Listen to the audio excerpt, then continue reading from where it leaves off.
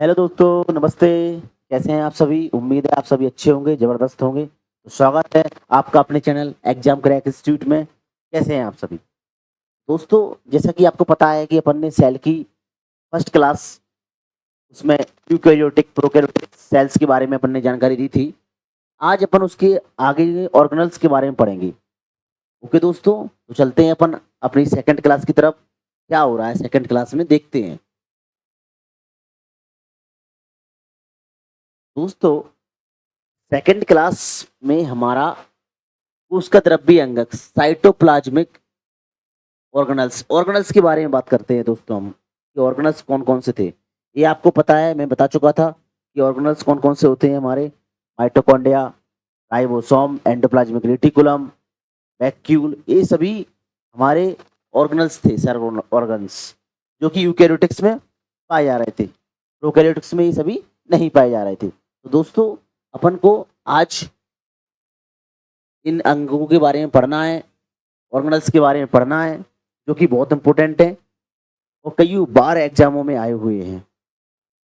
उसका द्रव में विभिन्न अंगक पाए जाते हैं जो कि एक निश्चित कार्य करते हैं। उसका द्रव्य यानी साइटोप्लाज्म में, इसमें दोस्तों साइटोप्लाज्म में, साइटोप्लाज्म,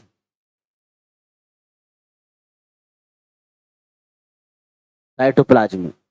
दोस्तों, साइटोप्लाज्म में ये सभी पाए जाते हैं। आज अपन पढ़ेंगे माइटोकॉन्ड्रिया और लवक यानी प्लास्टिड। दोस्तों, आज अपन दो सेल ऑर्गन्स को पढ़ेंगे, और भी होते हैं दोस्तों, लेकिन आज अपन इन दोनों को पूरा करेंगे। इनसे कई बार क्वेश्चन पूछे जा चुके हैं, हमारे बड़े बड़े एग्जामों में क्वेश्चन आए हुए हैं। दोस्तों, चलते हैं अपन अपनी फर्स्ट हेडिंग की तरफ, यानी माइटोकॉन्ड्रिया। दोस्तों, माइटोकॉन्ड्रिया ये वही सेल ऑर्गन्स हैं जो हमारे यूकैरियोटिक्स में पाए जा रहे थे और प्रोकैरियोटिक्स में नहीं पाए जा रहे थे। दोस्तों, माइटोकॉन्ड्रिया, अब माइटोकॉन्ड्रिया होती क्या है दोस्तों? दोस्तों, जैसा कि आपको पता होगा कि माइटोकॉन्ड्रिया जो सेल ऑर्गन्स हैं, यूकैरियोटिक्स कोशिकाओं में पाया जाता है। माइटोकॉन्ड्रिया यह केवल यूकैरियोटिक्स कोशिकाओं में पाई जाती है। दोस्तों, यह केवल यूकैरियोटिक्स सेल्स में पाई जाती है, जिसका मुख्य कार्य क्या है, यानी माइटोकॉन्ड्रिया का मुख्य कार्य क्या है? मुख्य कार्य है श्वसन क्रिया को संपादित करना, श्वसन की क्रिया को संपादित करना। ओके दोस्तों, और माइटोकॉन्ड्रिया की खोज के बारे में बात करते हैं। माइटोकॉन्ड्रिया की खोज जो 1857 में एक साइंटिस्ट थे, अल्बर्ट वॉन कॉलिकर, अल्बर्ट वॉन कॉलिकर ने की थी। तो दोस्तों, ये क्वेश्चन कई बार आ चुका है एग्जामों में, रेलवे, एसएससी, व्यापम और टीचिंग की जो अभी वर्ग 3 की जो वैकेंसी चयन परीक्षा की आई है दोस्तों, ऐसे ही क्वेश्चन उसमें पूछे जाएंगे कि माइटोकॉन्ड्रिया की खोज किसने की, कब की। तो माइटोकॉन्ड्रिया की खोज 1857 में अल्बर्ट वॉन कॉलिकर ने की थी। ओके दोस्तों, अच्छे से याद करना है, अल्बर्ट वॉन कॉलिकर ने। इन्होंने इन्होंने कीड़ों के अंदर यानी इंसेक्ट की मांसपेशियों में देखा था।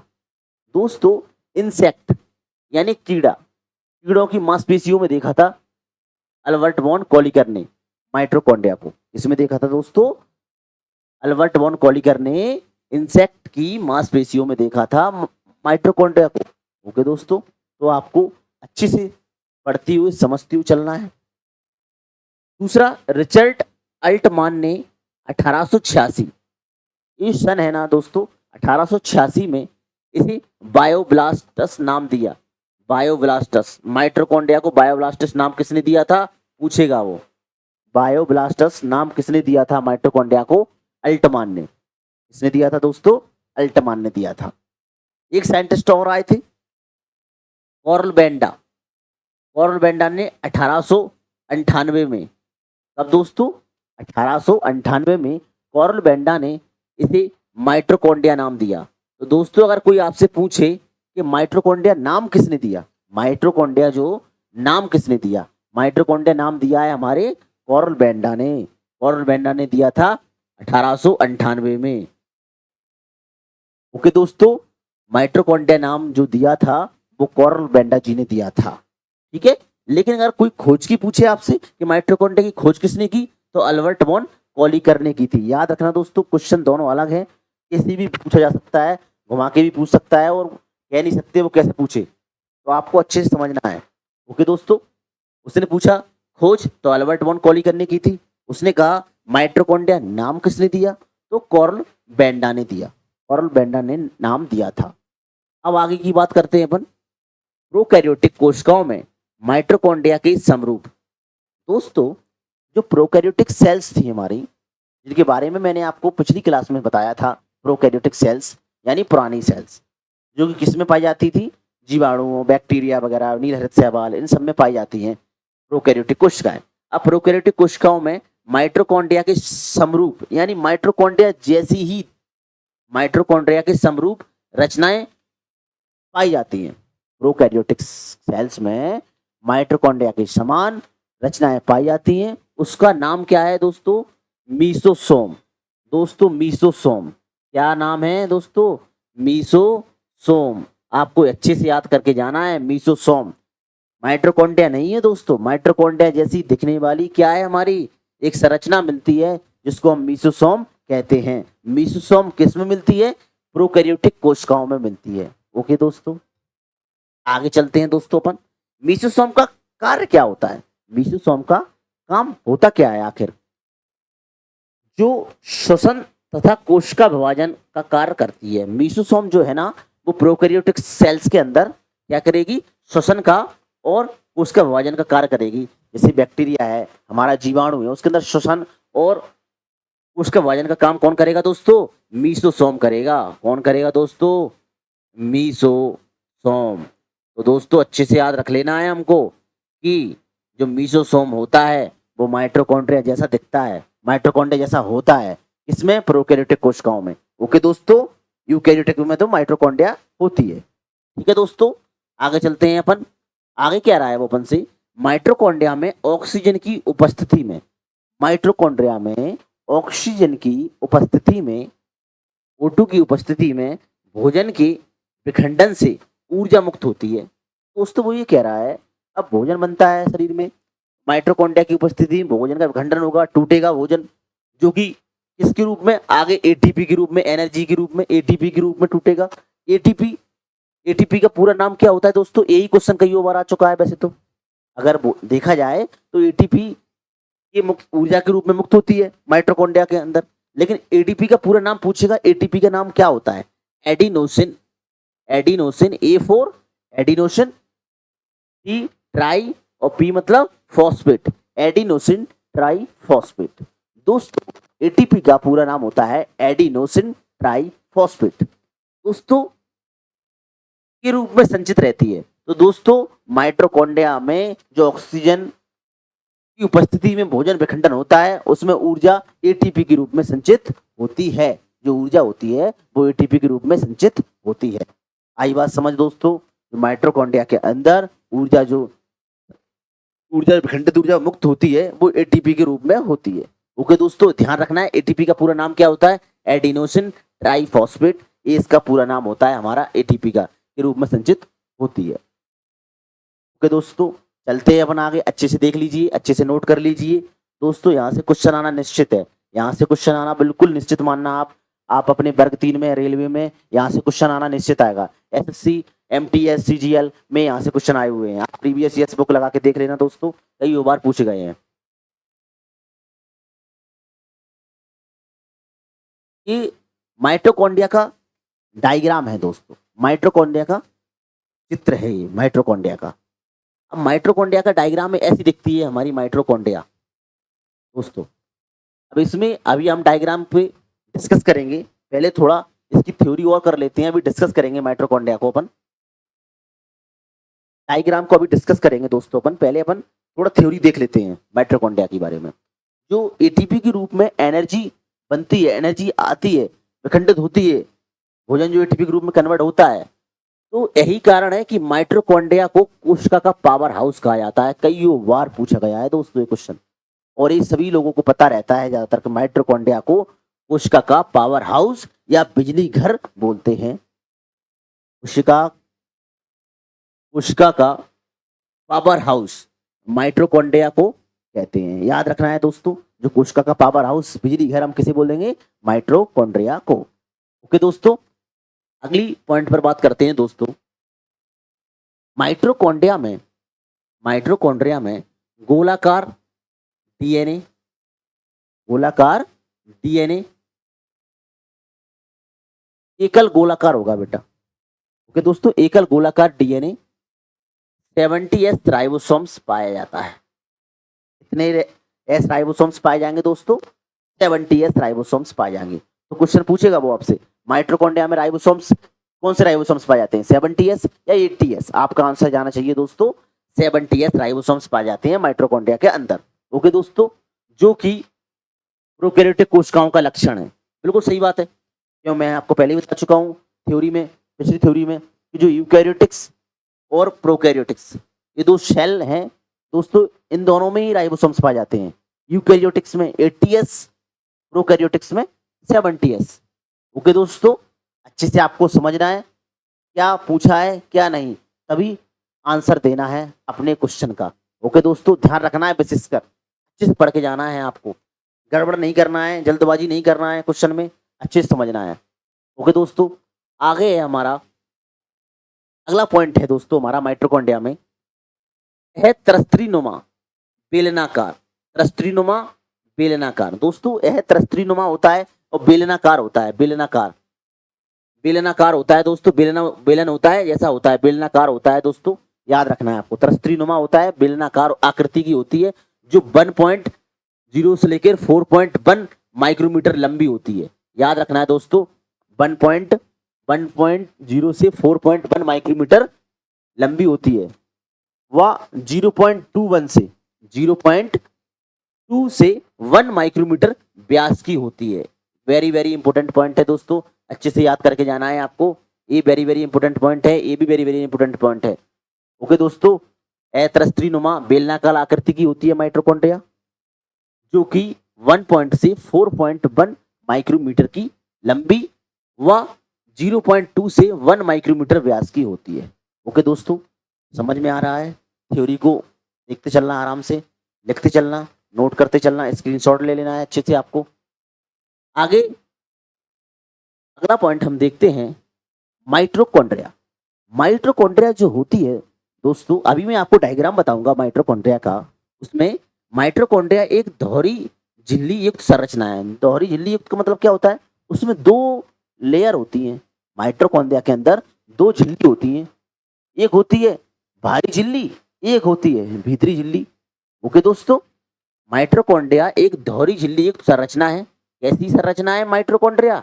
ये वेरी वेरी इंपॉर्टेंट पॉइंट है दोस्तों, याद रखना है आपको। वेरी वेरी इंपॉर्टेंट पॉइंट बता रहा हूं मैं।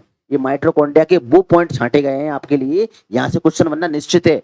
यहाँ से क्वेश्चन आए 110% आएगा, मैं दावे से बोल रहा हूँ दोस्तों। अगर आप एसएससी, रेलवे, व्यापम और टीचिंग जो वर्ग 3 की तैयारी कर रहे हैं दोस्तों, 100% यहाँ से क्वेश्चन आएगा, इन लाइनों से क्वेश्चन आएगा। ये वो लाइनें हैं जो पेपर में पूछी जा चुकी है, प्रीवियस ईयर्स में पूछी जा चुकी है। ओके दोस्तों, माइटोकॉन्ड्रिया एक दोहरी झिल्ली युक्त संरचना होती है। दोहरी झिल्ली युक्त संरचना होती है माइटोकॉन्ड्रिया। अच्छे से ध्यान रखना है। जो बाहरी झिल्ली, मैंने बोला ना, बाहरी झिल्ली यानी आउटर मेम्ब्रेन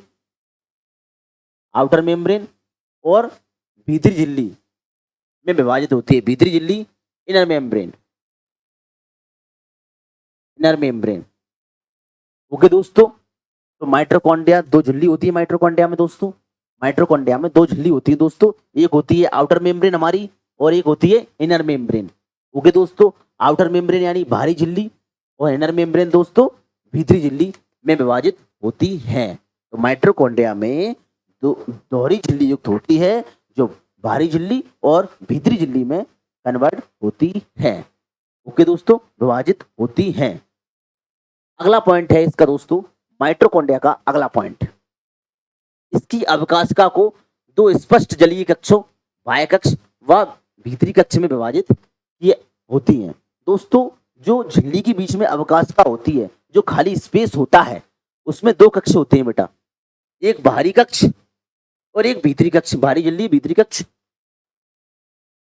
में विभाजित होती है। तो दोस्तों क्या कह रहा है, 2 कक्ष होते हैं उसमें, एक बाह्य कक्ष होता है और एक भीतरी कक्ष में विभाजित होती है, जो अभिकाशिका होती है माइटोकॉन्ड्रिया की, वो दो स्पष्ट जलीय कक्षों, इस बाह्य कक्ष और भीतरी कक्ष में विभाजित होती है। ओके दोस्तों, अब भीतरी कक्ष जो होती है, भीतरी कक्ष एक कक्षा नहीं है, कक्ष है दोस्तों। भीतरी कक्ष जो घने व समांगी पदार्थ भरा होता है, घना व समांगी पदार्थ भरा होता है, जिसे मैट्रिक्स कहते हैं। मैट्रिक्स, मैट्रिक्स क्या होता है, उसमें घना समांगी पदार्थ भरा होता है, तरल जैसा पदार्थ भरा होता है उसमें, उसको हम मैट्रिक्स कहते हैं दोस्तों। क्या कहते हैं, जो भीतरी कक्षा के अंदर भरा होगा। ओके दोस्तों, भीतरी कक्षा के अंदर भरा होगा। ओके दोस्तों, जिसको हम क्या बोलेंगे, मैट्रिक्स बोलेंगे दोस्तों। क्या बोलेंगे दोस्तों, मैट्रिक्स बोलेंगे। ओके, वो तरल पदार्थ होता है, समांगी घने। ओके दोस्तों, याद रखना है आपको अच्छे से। माइटोकॉन्ड्रिया दोहरी झिल्ली युक्त संरचना होती है, जो बाहरी झिल्ली तथा भीतरी झिल्ली में विभाजित होती है। तो कंफ्यूज नहीं होना है आप लोगों को। ओके दोस्तों, यह कैसी दिखती है, माइटोकॉन्ड्रिया में डीएनए व एकल गोलाकार डीएनए होता है, 70s राइबोसोम्स पाए जाते हैं, जो कि प्रोकैरियोटिक कोशिकाओं का कैरेक्टर होता है। बिल्कुल सही बात है। ये सभी लाइनें एग्जामों में पूछी जा चुकी हैं दोस्तों। आपको इन लाइनों को अच्छे से पढ़ के जाना है, माइटोकॉन्ड्रिया को अच्छे से रीड करके जाना है। यहाँ से क्वेश्चन निश्चित मिलेगा आपको 110%। ओके दोस्तों, चलते हैं अपन आगे। इसका क्षेत्र होता है दोस्तों, जिसे हम क्रिस्टी बोलते हैं। क्रिस्टी जो होता है दोस्तों,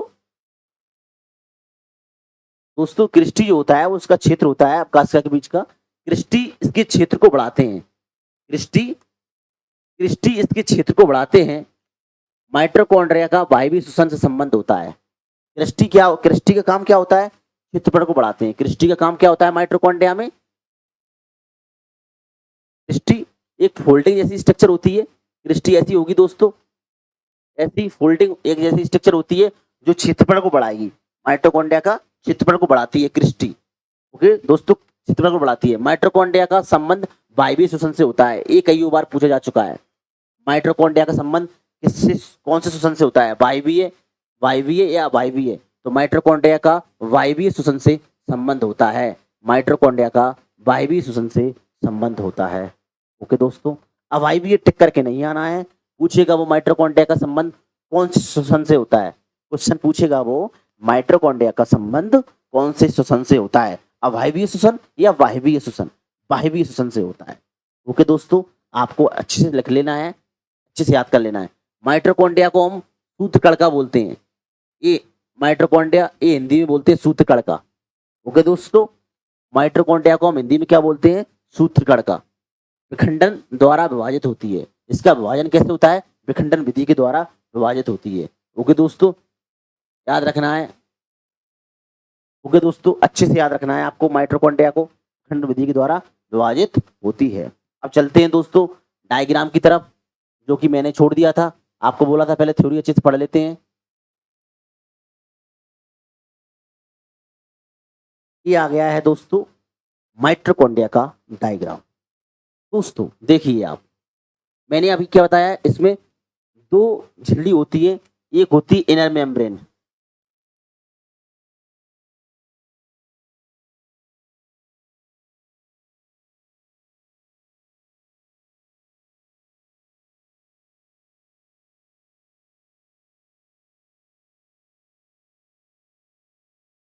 आंतरिक झिल्ली या भीतरी झिल्ली।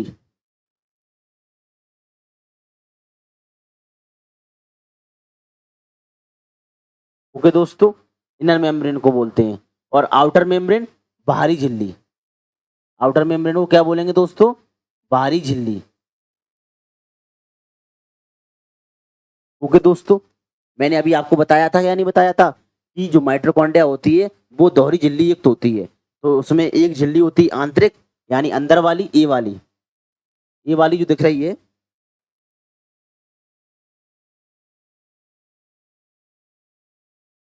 ये वाली जो दिख रही है, ये वाली जो दिख रही है, ये आंतरिक है। ये वाली जो दिख रही है ना आपको, वो आंतरिक झिल्ली है। ओके दोस्तों, कौन सी झिल्ली है ये जो आपको दिख रही है वो कौन सी झिल्ली है दोस्तों, आंतरिक झिल्ली है। कौन सी झिल्ली है दोस्तों, आंतरिक झिल्ली है। अब दोस्तों, अब आपको एक दिख रही होगी, ये वाली, ये जो दिख रही है ना बाहर, ये वाली, ये आपको दिख रही है ना दोस्तों, ये वाली दोस्तों, ये कौन सी है? आउटर मेम्ब्रेन है। कौन सी है दोस्तों? आउटर मेम्ब्रेन है, यानी ये बाहरी झिल्ली है। ये जो दिख रही है ना दोस्तों, ये बाहरी झिल्ली है। ओके, याद रख के चलना है, ये बाहरी झिल्ली है। ओके दोस्तों, ध्यान रखना है, ये बाहरी झिल्ली है। ये आंतरिक झिल्ली है, जो पीली पीली दिख रही है दोस्तों, वो आंतरिक झिल्ली है। कौन सी झिल्ली है दोस्तों? आंतरिक झिल्ली है। और जो बाहर दिख रही है, ये आउटर झिल्ली है, यानी बाहरी झिल्ली है। ओके दोस्तों, ध्यान रखना है आप सभी को, अच्छे से याद करके चलना है। ये मैंने आपको बता दिया है, अच्छे से समझ के चलना है। ओके दोस्तों, ठीक है, कोई दिक्कत तो नहीं है। अब मैंने दोस्तों आपसे क्या कहा था? आंतरिक झिल्ली, यानी इनर मेम्ब्रेन के अंदर दोस्तों मैट्रिक्स भरा होता है। ये मैट्रिक्स, इसे हमने हिंदी में क्या बोला था? अधात्री। अधात्री समांगी पदार्थ, अभी बोला था ना मैंने, इसमें अधात्री भरा होता है, पानी जैसा तरल पदार्थ होता है, अधात्री भरा होता है, ये भरा है, ये अधात्री है, यानी मैट्रिक्स है। ये क्या है दोस्तों? मैट्रिक्स है। क्या है दोस्तों? मैट्रिक्स है। ठीक है, मैट्रिक्स है। इसके अंदर क्या होता है? हमारा डीएनए होता है, राइबोसोम्स होते हैं, डीएनए होता है, राइबोसोम्स होते हैं। ये राइबोसोम्स दिख रहे हैं आपको, ये राइबोसोम्स हैं, ये राइबोसोम्स है, राइबोसोम है, ये राइबोसोम है, ये राइबोसोम है। ये मैट्रिक्स के अंदर पाए जाते हैं। ये कितने प्रकार के होते हैं राइबोसोम्स हमारे? 70s। दोस्तों, माइटोकॉन्ड्रिया में कितने प्रकार के राइबोसोम्स पाए जाते हैं? आंसर, 70s प्रकार के राइबोसोम्स पाए जाते हैं।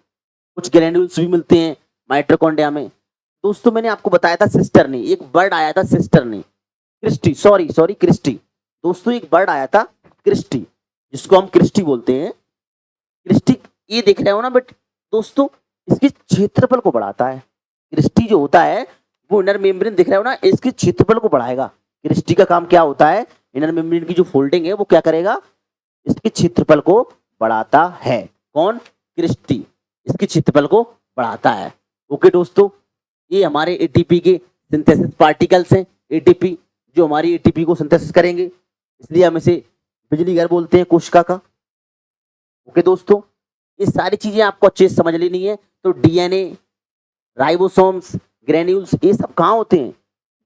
माइटोकॉन्ड्रिया के मैट्रिक्स में होते हैं। ओके दोस्तों, यानी अधात्री में होते हैं। कितनी झिल्ली होती है माइटोकॉन्ड्रिया में? 2 झिल्ली होती है दोस्तों।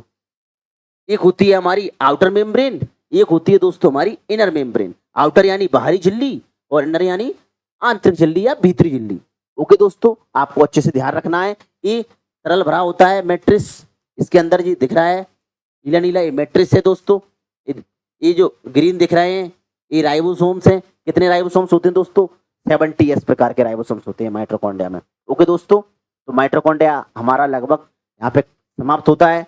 अब अगला ऑर्गेनल्स जो हम पढ़ेंगे हमारा, वो होगा लवक। क्या होगा दोस्तों? लवक, यानी प्लास्टिड। इसको अच्छे से देख लीजिए, इसको अच्छे से देख लीजिए दोस्तों, स्क्रीनशॉट ले लीजिए आप सभी। माइटोकॉन्ड्रिया के बेहतरीन लाइन है जो यहाँ से क्वेश्चन आना निश्चित है दोस्तों। क्रिस्टी, क्रिस्टी इसके क्षेत्रफल को बढ़ाती है, मैंने आपको बता दिया है। माइटोकॉन्ड्रिया का वायवीय श्वसन संबंध होता है, ये भी बता दिया है। माइटोकॉन्ड्रिया विखंडन विधि द्वारा विभाजित होती है। ओके दोस्तों, ये अच्छे से करके जाने इन लाइनों को। दोस्तों, यहाँ से क्वेश्चन निश्चित आएगा, मैं आज भी बोल रहा हूँ, आप अच्छे से पढ़ के जाएं, यहाँ से क्वेश्चन निश्चित आएगा, निश्चित आएगा यहाँ से क्वेश्चन दोस्तों। अब दोस्तों हमारा आता है प्लास्टिड, यानी लवक। क्या आता है दोस्तों? हमारा प्लास्टिड यानी लवक। दोस्तों, जो प्लास्टिड होता है, प्लास्टिड होता है, लवक होता है, इस सभी पौधों का कैरेक्टर है, प्लांट्स का कैरेक्टर है, प्लांट्स के अंदर पाया जाता है लवक। तो लवक को हम क्या बोलते हैं इंग्लिश में? लवक को हम इंग्लिश में बोलते हैं प्लास्टिड। क्या बोलते हैं दोस्तों? प्लास्टिड बोलते हैं। लवक को इंग्लिश में दोस्तों क्या बोलते हैं?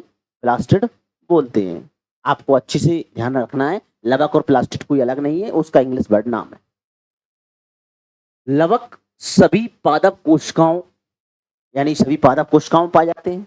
लवक जो होते हैं वो सभी पादप कोशिकाओं में पाए जाते हैं, यानी प्लांट सेल में पाए जाते हैं। प्लांट सेल में पाए जाते हैं। लवक यानी प्लास्टिड प्लांट सेल का कैरेक्टर है। ओके, आगे चलते हैं।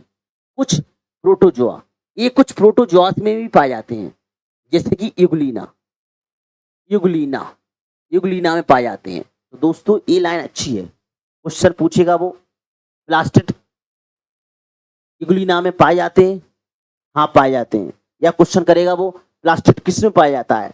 अगर ऑप्शन में यूग्लिना है तो दोस्तों याद रखना है, टिक करके आना है, ये आ सकता है, इंपोर्टेंट है दोस्तों, ये इंपोर्टेंट है, ये आ सकता है, अच्छे से आपको रीड करके जाना है। लवक पादप कोशिका को रंग देने का कार्य करता है, यानी लवक जो होता है ना वो पादप कोशिकाओं को रंग देने का काम करता है, यानी कलर देने का काम करता है। भाई हरा कलर, पीला कलर, नारंगी कलर, कलर देने का काम करता है। ओके दोस्तों, लवक जो होता है वो कलर देने का काम करता है, रंग देने का काम करता है। आपको अच्छे से पढ़ना है। सभी पादप कोशिकाओं में पाया जाता है हमारा लवक यानी प्लास्टिड। ओके दोस्तों, आगे चलना है। और कुछ प्रोटोजोआ जैसे यूग्लिना में भी पाए जाते हैं। अगर लवक की खोज देखी जाए, लवक की खोज किसने की? प्लास्टिड की खोज किसने की? प्लास्टिड की खोज की थी आर्नेस्ट हीकल ने। किसने की थी दोस्तों? आर्नेस्ट हीकल ने की थी, आर्नेस्ट हीकल ने की थी दोस्तों। आपको अच्छे से याद रखना है दोस्तों, आर्नेस्ट हीकल ने की थी, आर्नेस्ट हीकल ने की थी। लवक शब्द, अगर कोई शब्द पूछे कि लवक शब्द किसने दिया था, वही खोज तो आर्नेस्ट हीगल ने की थी, बिल्कुल सही बात है। लेकिन अगर किसी ने कहा कि लवक शब्द दिया किसने है, किस साइंटिस्ट ने दिया था, भाई उन्होंने लवक नाम भी तो दिया था किसी ने, तो वो भी तो हमें याद करना है, शब्द दिया था। तो लवक शब्द दिया था सिमफ्लर ने। सिमफ्लर एक साइंटिस्ट थे, उनका नाम है सिमफ्लर, याद रखना है। लवक शब्द सिमफ्लर नामक साइंटिस्ट ने दिया था, सिमफ्लर नामक वैज्ञानिक ने दिया था। ओके दोस्तों, अब आगे चलते हैं अपन पादप कोशिका यानी प्लांट सेल, प्लांट सेल, जंतु कोशिका यानी एनिमल, एनिमल सेल। दोस्तों पादप कोशिका और जंतु कोशिका, ये दोनों की बीच की कड़ी, यानी इन दोनों को जोड़ने की कड़ी, पादप कोशिका और जंतु कोशिका को जोड़ने की कड़ी यूग्लिना होता है। क्या होता है? यूग्लिना। ओके दोस्तों, आपको अच्छे से याद करके जाना है, आया है क्वेश्चन में कईयों बार। ठीक है, पादप कोशिका और जंतु कोशिका की बीच की कड़ी कौन होती है? आंसर हमारा है क्या दोस्तों? यूग्लिना। ओके दोस्तों, हमारा आंसर क्या जाएगा दोस्तों? यूग्लिना। हमारा आंसर जाएगा दोस्तों यूग्लिना। ठीक है, आगे चलते हैं। लवक कोशिका में यानी प्लास्टिड, प्लास्टिड कोशिका में पाए जाने वाले सबसे बड़े अंगक होते हैं। Very very important. जो लवक है ना वो कोशिका में पाए जाने वाले सबसे बड़े अंगक होते हैं, सबसे बड़े अंगक। दोस्तों देखो ध्यान से, लवक यानी प्लास्टिड, प्लास्टिड कोशिका में पाए जाने वाले सबसे बड़े अंगक, सबसे बड़े अंगक यानी ऑर्गेनल्स, सबसे बड़े ऑर्गेनल्स जो कोशिका के अंदर पाया जाता है उसका नाम क्या है? लवक यानी प्लास्टिड। क्वेश्चन पूछेगा वो सबसे बड़ा अंगक कौन सा होता है कोशिका के अंदर, आंसर लवक यानी प्लास्टिड। ओके दोस्तों, चलो आगे चलते हैं। इनमें पाए जाने वाले विशिष्ट प्रकार के वर्णकों के आधार पर, इनमें पाए जाने वाले यानी किन में? लवक में, प्लास्टिड में, प्लास्टिड में पाए जाने वाले वर्णकों के आधार पर 3 भागों में बांटा गया है। वर्णकों के आधार पर उनको 3 भागों में बांटा गया है। प्लास्टिड को वर्णकों के आधार पर 3 भागों में बांटा गया है दोस्तों। जो प्लास्टिड है हमारा लवक है, इसको 3 भागों में बांटा गया है। ओके दोस्तों, किसके आधार पर? वर्णकों के आधार पर, पिगमेंट्स के आधार पर। किसके आधार पर? वर्णकों को इंग्लिश में क्या बोलते हैं? पिगमेंट्स। वर्णकों को इंग्लिश में क्या बोलते हैं? पिगमेंट्स। ओके दोस्तों, अपन आगे चलते हैं दोस्तों, आगे देखते हैं अपन क्या है इसमें। मैं आपको पहले बता चुका हूं, लवक कोशिका में पाए जाने वाले सबसे बड़े अंगक है। ओके दोस्तों, मैं पहले बता चुका हूं आपको, लवक कोशिका में पाए जाने वाले सबसे बड़े अंग हैं होते हैं। इनमें पाए जाने वाले विशिष्ट प्रकार के वर्णकों के आधार पर ये 3 भागों में बांटे जा चुके हैं। पहला अवर्णकी लवक, जिसको हम ल्यूकोप्लास्ट कहते हैं। अवर्णकी लवक, अवर्णकी लवक यानी ल्यूकोप्लास्ट। दूसरा हरित लवक यानी क्लोरोप्लास्ट। तीसरा वर्णी लवक यानी क्रोमोप्लास्ट। ये मिसप्रिंट हो गई है यहाँ पे, क्रोमोप्लास्ट होगा, ये क्रोमोप्लास्ट डला है उस पे। ओके दोस्तों, तो अवर्णकी लवक, ल्यूकोप्लास्ट, हरित लवक, क्लोरोप्लास्ट और वर्णकी लवक यानी क्रोनोप्लास्ट, क्रोमोप्लास्ट। ओके दोस्तों, 3 पार्ट होते हैं लवक के। लवक के कितने पार्ट होते हैं दोस्तों? 3 पार्ट होते हैं। प्लास्टिक के 3 पार्ट होते हैं, ठीक है दोस्तों। जो प्लास्टिड होता है उसके 3 पार्ट होते हैं, ल्यूकोप्लास्ट, क्लोरोप्लास्ट और क्रोमोप्लास्ट। ओके दोस्तों, आगे चलते हैं। ल्यूकोप्लास्ट यानी अवर्णकी लवक, ल्यूकोप्लास्ट यानी अवर्णकी लवक। अवर्णकी लवक क्या होता है? अवर्णकी लवक विभिन्न आकृति एवं आकार के रंगहीन लवक होते हैं। Very very important. रंगहीन लवक कौन? रंगहीन, रंगहीन, रंगहीन का मतलब जो रंग ना दे, जो कोई रंग ना ही दे उसको बोलते हैं रंगहीन।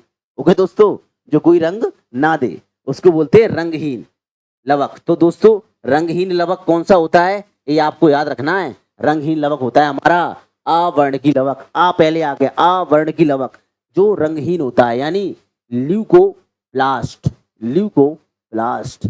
ओके दोस्तों, अवर्णकी लवक यानी ल्यूकोप्लास्ट जो रंगहीन लवक होते हैं, जिनके खाद्य पदार्थ संचित रहता है, जिनमें खाद्य पदार्थ संचित रहता है। ये भी 3 टाइप्स के होते हैं। जो ल्यूकोप्लास्ट है, अवर्णकी लवक है यानी ल्यूकोप्लास्ट है, वो भी 3 टाइप्स का होता है। फर्स्ट यानी एमाइलोप्लास्ट, ये कार्बोहाइड्रेट का संग्रहण करते हैं, जैसे आलू, कार्बोहाइड्रेट में आलू, स्टार्च। ओके दोस्तों, एमाइलोप्लास्ट क्या होता है? एमाइलो, एमाइलो यानी स्टार्च। एमाइलोप्लास्ट ये कार्बोहाइड्रेट का संग्रहण करते हैं, जैसे कि आलू। ओके दोस्तों, दूसरा है इलियोप्लास्ट। इलियोप्लास्ट क्या होता है? यह वसा व तेल का संग्रहण करते हैं। क्वेश्चन कैसे पूछेगा वो? वसा व तेल का संग्रहण कौन करता है? कौन सा लवक वसा व तेल का संग्रहण करता है? क्वेश्चन आएगा दोस्तों, कौन सा लवण, सॉरी कौन सा लवक, कौन सा लवक वसा तथा तेल का संग्रहण करता है? तो उस लवक का नाम है इलियोप्लास्ट। दोस्तों क्या नाम है उस लवक का? इलियोप्लास्ट। ओके दोस्तों, आगे देखते हैं। ऐसे ही उसने पूछा कार्बोहाइड्रेट का संग्रहण कौन सा प्लास्टिड करता है? आपको आंसर देना है एमाइलोप्लास्ट। ओके दोस्तों, ध्यान से समझना है, आराम से अच्छे से, कोई जल्दबाजी नहीं है, अपन को अच्छे से समझ के चलना है। इसलिए मैं हर क्लास में कम से कम लाता हूँ कि बच्चों को कंटेंट समझ में आए। दोस्तों कंटेंट समझ में आए, मैं पूरी कोशिश करूंगा कि जल्द से जल्द अच्छे से अच्छा कंटेंट आप तक पहुंचाया जाए। और आप ये सही वो कंटेंट है जो एग्जामों में पूछे जा चुके हैं, ध्यान रखना है आपको दोस्तों अच्छे से। तो इलियोप्लास्ट यह वसा तथा तेल का संग्रहण करता है। वेरी वेरी इंपोर्टेंट लाइन है दोस्तों, याद करके जाना है अच्छे से। एमाइलोप्लास्ट एक कार्बोहाइड्रेट का संग्रहण करता है। एल्यूरोप्लास्ट, एल्यूरोप्लास्ट लास्ट है हमारा, एल्यूरोप्लास्ट लास्ट है हमारा, एल्यूरोप्लास्ट ये अमीनो अम्ल तथा प्रोटीन का संग्रहण करते हैं। तो दोस्तों जैसे किसी ने पूछा हमसे, किसी ने हमसे पूछा कि प्रोटीन का संग्रहण कौन सा प्लास्टिड करता है? Answer aleuroplast. किसी ने पूछा हमसे कि कार्बोहाइड्रेट का संग्रहण कौन करता है? एमाइलोप्लास्ट। किसी ने पूछा हमसे वसा व तेल का संग्रहण कौन करता है? Answer elaioplast, elaioplast. ये तीनों किसके रूप हैं? अवर्णकी लवक, अवर्णकी लवक। इंग्लिश में क्या बोलेंगे उसको? ल्यूकोप्लास्ट के 3 पार्ट हैं। ओके दोस्तों, आगे चले अपन। ओके दोस्तों, आगे अपना हरित लवक। आगे कौन सा है? हरित लवक यानी क्लोरोप्लास्ट। क्या है दोस्तों? क्लोरोप्लास्ट। आगे चलते हैं हम क्लोरोप्लास्ट की तरफ। ये क्लोरोप्लास्ट का डायग्राम है, जो पहले थ्योरी पढ़ ले उसके बाद डायग्राम डिस्कस करेंगे। पहले अपन थ्योरी की जानकारी ले लेंगे सारी, थ्योरी में क्या क्या है क्लोरोप्लास्ट के यानी हरित लवक के, उसके बाद हम इस डायग्राम को देखेंगे। ओके दोस्तों, हरित लवक की ओर चलते हैं। हरित लवक यानी क्लोरोप्लास्ट।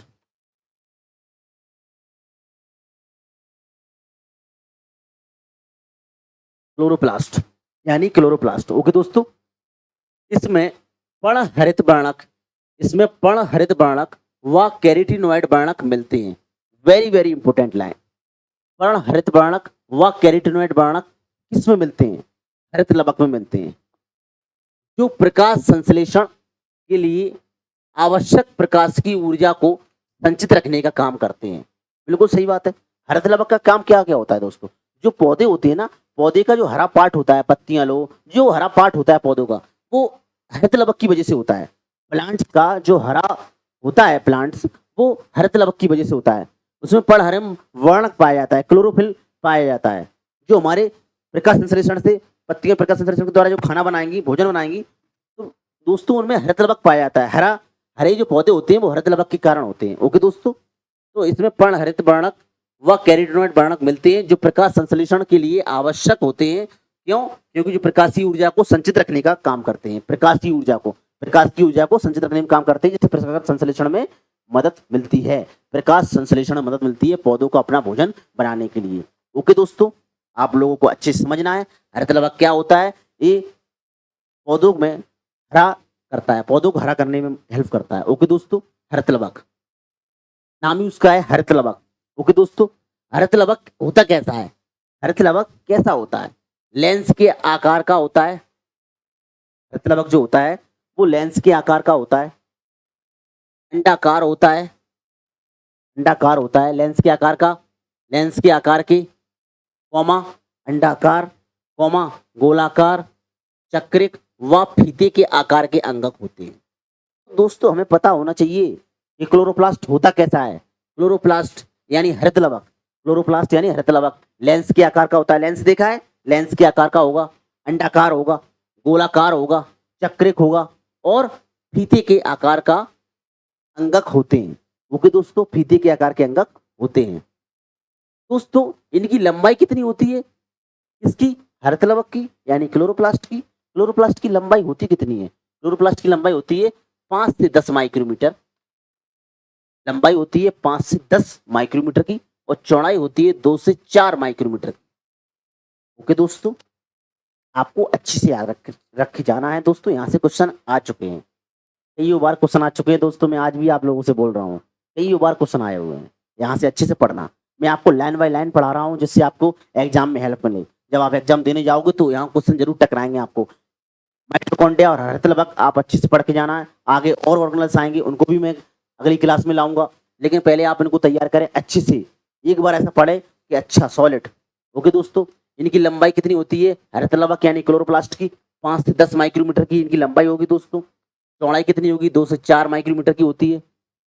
ओके दोस्तों, हरित लवक भी दुई झिल्लिका युक्त होते हैं। ये मिसप्रिंट है दोस्तों, दुई झिल्लिका युक्त,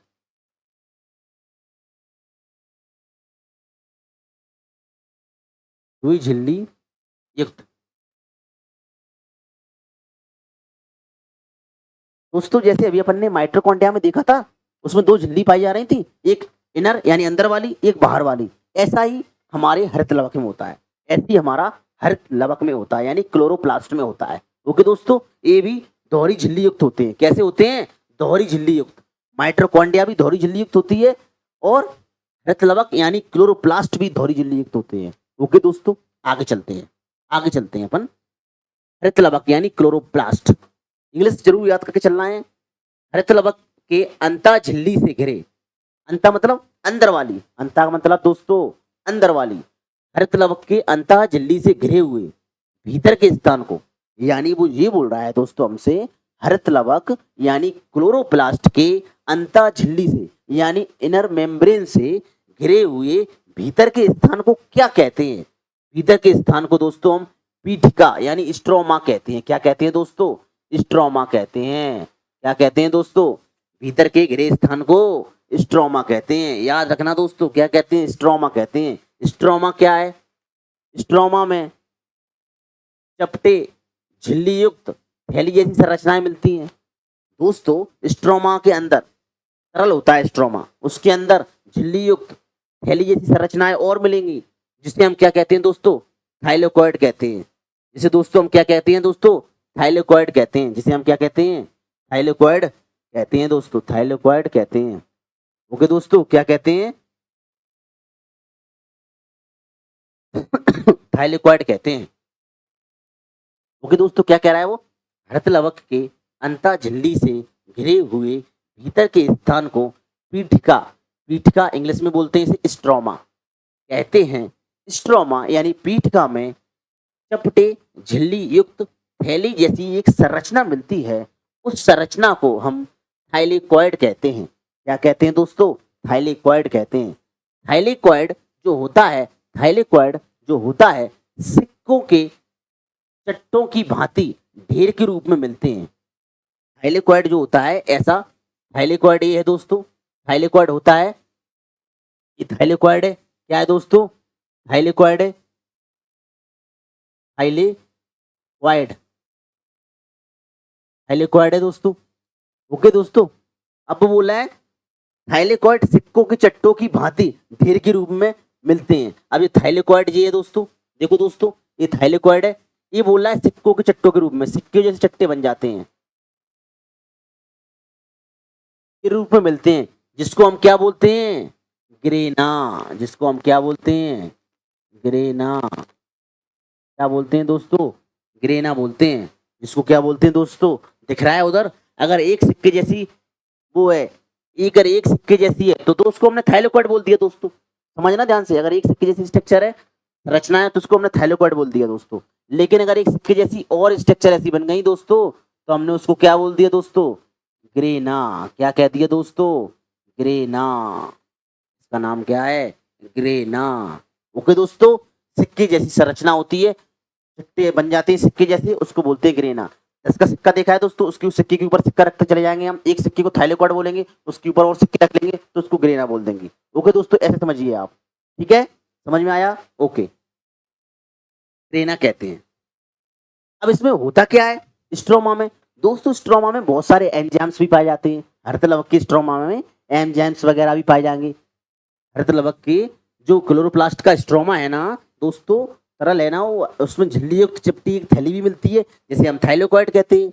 अब वो थाइलेकोइड है, वो एक सिक्के जैसी और स्ट्रक्चर बना लेती है, जुड़ जाती है आपस में, उनको हमने ग्रेना बोल दिया है। ये सब स्ट्रोमा के अंदर मिलेगा। ओके, हृदलवक के स्ट्रोमा के अंदर मिलेगा। स्ट्रोमा में डार्क रिएक्शंस होती है, ये भी ध्यान रखना है, पूछा जाता है क्वेश्चन कई बार। डार्क रिएक्शन कहाँ होती है, स्ट्रोमा के अंदर होती है। डार्क रिएक्शन कहाँ होती है, स्ट्रोमा के अंदर होती है। ओके दोस्तों, अब इस स्ट्रोमा में और क्या क्या मिलेगा दोस्तों, इनमें छोटा दुई लड़ी, यानी हृदलवक में जो है, हृदलवक है ना दोस्तों, हृदलवक है हमारा, हृदलवक में छोटा दुई लड़ी वृत्ताकार डीएनए अणु मिलता है। वृत्ताकार डीएनए अणु मिलेगा, डीएनए का अणु मिलता है वृत्ताकार, छोटा होता है, और 70S प्रकार के राइबोसोम्स पाए जाते हैं। कितने प्रकार के राइबोसोम्स पाए जाएंगे दोस्तों, 70S प्रकार के राइबोसोम्स पाए जाएंगे। ओके दोस्तों, कितने प्रकार के राइबोसोम्स पाए जाएंगे, 70S, यानी 70S प्रकार के राइबोसोम्स पाए जाते हैं। माइटोकॉन्ड्रिया में भी 70S प्रकार के राइबोसोम्स पाए जाते हैं। ओके दोस्तों, ध्यान रखना है, इसमें छोटा दुई लड़ी यानी दोहरी लड़ी वाला वृत्ताकार डीएनए अणु मिलता है, जो 70S प्रकार के राइबोसोम्स भी पाए जाते हैं। ओके दोस्तों, याद रखना है, हृदलवक थाइलेकोइड में उपस्थित होते हैं। क्वेश्चन पूछेगा वो, हृदलवक कहाँ उपस्थित होते हैं, हृदलवक थाइलेकोइड में उपस्थित होते हैं। हृदलवक थाइलेकोइड में उपस्थित होते हैं। हृदलवक थाइलेकोइड में उपस्थित होते हैं। ओके दोस्तों, हृदलवक थाइलेकोइड में उपस्थित होते हैं। हृदलवक में छोटा दुई लड़ी वृत्ताकार डीएनए मिलता है, 70S प्रकार के राइबोसोम्स भी मिलते हैं। ओके दोस्तों, ये लाइनें ध्यान रखनी है आपको। हृदलवक क्या है, हृदलवक में पर्णहरित वर्णक, कैरोटीनॉइड वर्णक भी मिलते हैं, जो प्रकाश संश्लेषण के लिए आवश्यक होते हैं। हरितलवक जो होता है वो पौधों को हरा करने में हेल्प करता है, क्लोरोफिल होता है उसके अंदर, क्योंकि इसलिए पौधे हरे होते हैं। पौधे हरे क्यों होते हैं, क्योंकि हरितलवक पाया जाता है, क्योंकि उसके अंदर क्या होता है, क्लोरोफिल होता है। ओके दोस्तों, वो प्रकाश संश्लेषण में क्या करता है, मदद करता है, जो पौधे अपना भोजन बना लेते हैं। ठीक है दोस्तों, याद चलना है अच्छे से, ये हमारा क्लोरोप्लास्ट यानी हरितलवक है, इसको अच्छे से समझना है। अभी हम ऊपर डायग्राम देखेंगे इसका। ओके दोस्तों, समझ में आ रही है हमारी बातें आपको। राइबोसोम्स हरितलवक थाइलेकोइड में उपस्थित होते हैं, हरितलवक थाइलेकोइड में उपस्थित होते हैं।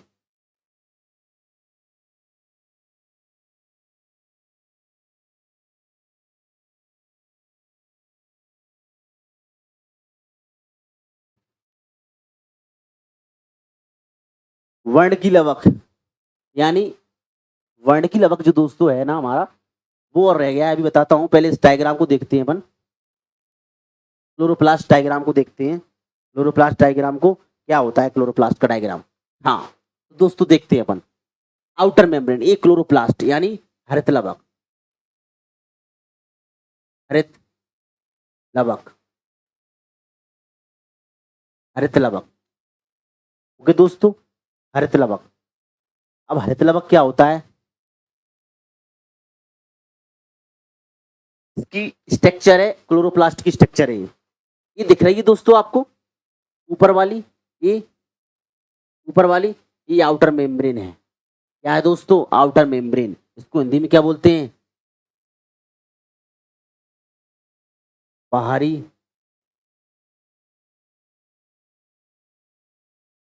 बाहरी झिल्ली। ओके दोस्तों, इसके नीचे दी गई है दोस्तों हमारी ये वाली, ये वाली, ये दी गई है, ये वाली, ये वाली जो दी गई है दोस्तों, वो हमारी कौन सी है, इनर मेम्ब्रेन, यानी भीतरी, भीतरी झिल्ली। ओके दोस्तों, ये कौन सी है, हमारी भीतरी झिल्ली। अच्छे से देखते चलना है डायग्राम को। एक क्लोरोप्लास्ट का डायग्राम है, हरतलवक का डायग्राम है दोस्तों, ध्यान देखते चलना है अच्छे से। आउटर झिल्ली यानी बाहरी झिल्ली, एक होती है भीतरी झिल्ली। तो इसमें भी दो झिल्ली होती है, किसमें, हरतलवक में। क्लोरोप्लास्ट में भी दो झिल्ली होती है। ओके दोस्तों, दोस्तों इसमें स्पेस मिलता है, ये स्पेस दिख रहा है दोस्तों, ये वाला, ये वाला, ये दिख रहा है ना दोस्तों, इसके बीच में स्पेस है एक, ये स्पेस दिख रहा है जो, इस ये स्पेस, ये ऊपर जी, तो इस स्पेस को बोलते हैं inter membrane space, inter membrane space यानी अवकाशिका। ठीक है दोस्तों। ओके दोस्तों, अब आगे चलते हैं। ये आपको दिख रहा है दोस्तों, क्या नाम है, ये तरल, ये दिख रहा है ये आपको दोस्तों, यहाँ पे आपको दिख रहा होगा हमारा क्या भरा है इसमें, इसमें भरा है हमारा क्या, स्ट्रोमा, स्ट्रोमा, स्ट्रोमा यानी पीठिका। ओके दोस्तों, जहाँ पे बहुत सारे एंजाइम्स पाए जाते हैं, हरतलवक के अंदर यहाँ पे बहुत सारे एंजाइम्स पाए जाते हैं। स्ट्रोमा, पीठिका के अंदर, स्ट्रोमा के अंदर, स्ट्रोमा के अंदर बहुत सारे एंजाइम्स पाए जाएंगे। स्ट्रोमा के अंदर क्या पाए जाएंगे, एंजाइम्स पाए जाएंगे। ओके दोस्तों, ये स्ट्रोमा है, इसके अंदर स्ट्रोमा भरा है। ठीक है। अब दोस्तों अभी मैंने एक बात की थी, इसमें एक ये सिक्के जैसी स्ट्रक्चर थी ना दोस्तों, मैंने आपको बताई थी, देखना ध्यान से दोस्तों। ये सिक्के जैसी स्ट्रक्चर थी ना, हरितलवक में हमारी सिक्के जैसी स्ट्रक्चर थी दोस्तों, उसको हमने थाइलेकोइड बोला था, बोला था दोस्तों या नहीं बोला था। सिक्के जैसी एक स्ट्रक्चर थी, उसको हमने थाइलेकोइड बोल देते, एक संरचना मिली थी। लेकिन ऐसी संरचना जुड़ जुड़ के इकट्ठा हो के इन्होंने ये पूरी संरचना इकट्ठी हो गई सिक्के जैसी। एक सिक्के को मैंने क्या बोल दिया, थाइलेकोइड। एक सिक्के को मैंने क्या बोल दिया, थाइलेकोइड। सिक्के के ऊपर मैंने सिक्का रखा, सिक्के के ऊपर सिक्का रखा, इतना सिक्के हो गए दोस्तों, इतने सारे सिक्के हो गए। इतने सारे सिक्कों को बेटा हमने क्या बोल दिया दोस्तों, ग्रेनम। क्या बोल दिया, ग्रेनम, ग्रेना। ओके दोस्तों, याद रखना है, ग्रेना। ओके, आपको अच्छे से याद रखना है। अब आपको दिख रहा होगा दोस्तों, एक चीज और दिख रही होगी अभी आपको, मैं बताता हूं। ये देखो जोड़ रहे हैं आपस में, दिख रही है ना, ये जोड़ने वाली जो जोड़ रहे हैं आपस में, उन जोड़ने वाले को मैंने क्या बोला, स्ट्रोमा लेमली। क्या बोलते हैं दोस्तों, स्ट्रोमा लेमली। इनको बोलेंगे स्ट्रोमा लेमली, जो आपस में जुड़ रहे हैं उनको बोलेंगे स्ट्रोमा लेमली। ये हमारा हरित लवक का डायग्राम था दोस्तों। ये आपको अच्छे से समझना है दोस्तों, जिससे आपके माइंड में इसका संरचना छप जाए अच्छे से, जो आपको एग्जाम में याद आ जाएगी अच्छे से। स्ट्रोमा के अंदर, हरित लवक के स्ट्रोमा के अंदर बहुत सारे एंजाइम्स पाए जाते हैं। ओके दोस्तों, स्ट्रोमा के अंदर ही हमारा डीएनए वगैरह होगा इसका। स्ट्रोमा में दोस्तों डार्क रिएक्शन होती है दोस्तों, पूछेगा डार्क रिएक्शन कहाँ होती है, स्ट्रोमा में या ग्रेना में। स्ट्रोमा के अंदर। डार्क रिएक्शन कहाँ होती है दोस्तों? स्ट्रोमा के अंदर होती है दोस्तों। जो डार्क रिएक्शन होती है दोस्तों वो स्ट्रोमा के अंदर होती है। ओके दोस्तों। ग्रेना, ग्रेनम जो होता है दोस्तों, ग्रेनम जो होता है इसमें लाइट रिएक्शन होती है दोस्तों। कौन सी रिएक्शन होगी? लाइट, लाइट रिएक्शन होती है दोस्तों। लाइट रिएक्शन, कौन सी रिएक्शन दोस्तों? Light reaction. ओके दोस्तों, लाइट रिएक्शंस होती है। लाइट रिएक्शंस होती है किसमें? ग्रेना में होती है लाइट रिएक्शंस, स्ट्रोमा में होती है डार्क रिएक्शन। ओके दोस्तों, ये हमारा हरित लवक का चित्र है, यानी डायग्राम है हमारे हरित लवक का। ये आउटर मेम्ब्रेन है इसकी, ये आउटर मेम्ब्रेन है, ये हमारी इनर मेम्ब्रेन थी, इसके बीच का इंटर स्पेस था। इसके आउटर मेम्ब्रेन और इनर मेम्ब्रेन के बीच में जो स्पेस था उसको मैंने इंटर मेम्ब्रेन स्पेस बोल दिया है। इसके अंदर जो आपस में जुड़ रहे हैं दोस्तों, ये ग्रेनम जुड़ रहे हैं आपस में, उसको स्ट्रेमा लेमली जोड़ रही है आपस में, स्ट्रेमा लेमली जोड़ रही है। इसके अंदर जो तरल भरा है उसको हमने स्ट्रोमा बोल दिया, स्ट्रोमा बोल दिया। उसको हमने जो तरल को क्या बोल दिया? स्ट्रोमा बोल दिया। स्ट्रोमा के अंदर डार्क रिएक्शंस होती है दोस्तों, स्ट्रोमा के अंदर डार्क रिएक्शंस होती हैं दोस्तों, और ग्रेना के अंदर लाइट रिएक्शंस होती हैं दोस्तों। ओके दोस्तों, आगे देखते हैं क्या इसमें आगे स्लाइड में और है। देखते हैं आगे अपन, आगे का अपन कंटिन्यू करेंगे दोस्तों। आगे का अपन कंटिन्यू करेंगे अपना क्लोरोप्लास्ट जो है छूट गया होगा गलती स्लाइड से, आगे अपन इसको करेंगे। आज के लिए इतना ही दोस्तों। इन सभी को आपको अच्छे से देखना है दोस्तों, ये काफ़ी इंपॉर्टेंट है दोस्तों, अच्छे से देख के आना है आपको, ठीक है। और ये डायग्राम अच्छे से रीड करना है आप लोगों को। क्लोरोप्लास्ट का जो क्लोरोप्लास्ट का डायग्राम है ये अच्छे से रीड करना है दोस्तों, क्लोरोप्लास्ट का। ओके दोस्तों, देखो दोस्तों ऐसा है, अगर हम चीज़ों को समझ के पढ़ेंगे, मन से पढ़ेंगे और लाइनों को अच्छे से याद करेंगे तो आपको बहुत सारा ज़्यादा कंटेंट समझ में आएगा, क्लियर होती जाएंगी लाइनें आपकी। ओके दोस्तों, याद रखना है, क्लियर होती जाएंगी लाइनें, ठीक है। तो इन चीज़ों को आपको दोस्तों अच्छे से समझ के चलना है। आज का लिए अपना इतना ही, और भी अपने ऑर्गेनल्स आएंगे।